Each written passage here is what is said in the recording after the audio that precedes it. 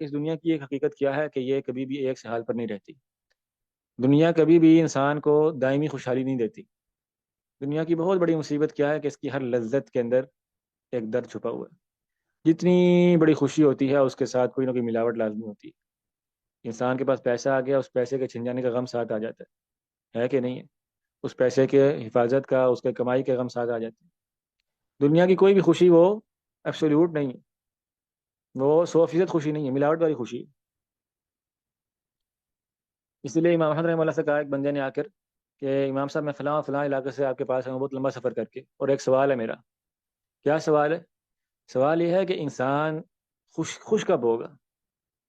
آخر ہم لوگ راحت کب پائیں گے؟ سکون کب آئے گا ہمیں؟ تو امام صاحب نے کہا عند اول قدم یضعها فی الجنت، انسان تبھی خوش ہوگا جب پہلا قدم جنت میں رکھ دے گا. جنت میں جانے سے پہلے بندے مومن کی کوئی خوشی نہیں، کیونکہ دنیا خوشیوں کا گھر ہے ہی نہیں، دنیا تو قید خانہ ہے. اسی لیے اللہ تعالیٰ نے فرمایا لا یمسہم فیہا نصب، جنت میں جا کر ان کو کوئی تھکاوٹ نہیں ہوگی. ٹھیک ہے، دنیا تو تھی تھکنے کے لیے. لقد خلقنا الانسان فی کبد، ہم نے انسان کو بڑی مشقتوں میں پیدا کیا. ٹھیک ہے، تو اللہ نے ہر بندے کی مشقتیں تقسیم کر دی ہیں نا. کسی کو کمانے کے اوپر لگا دیا ہے، کسی کو مناسب کی دوڑ میں لگا دیا ہے، سیاست میں، صحافت میں، تجارت میں، اور طالب علم کو بھی مشقت میں لگایا ہوا ہے. لیکن اچھی بات کیا ہے کہ طالب علم کی مشقت اس کے لیے باعث لذت ہوتی ہے اگر وہ واقعتاً سمجھ لے اس بات کو. لیکن مشقت وہاں پر بھی ہے.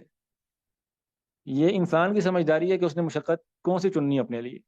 یہ فیصلہ اللہ نے کر دیا ہو کہ ہر بندہ مشقت میں ہے. لقد خلقنا الانسان، ہم نے پیدا انسان کو کیا فی کبد، ہر بندے کے حصے کی پریشانی، آزمائش، مشقت اسے مل کر رہنی. تو اللہ کے بندے وہ مشقت اٹھا لو جو آخرت میں کام آئے گی.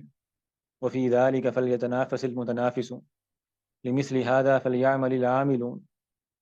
تو انسان وہ مشقت اٹھائے جس کا فائدہ بھی ہو.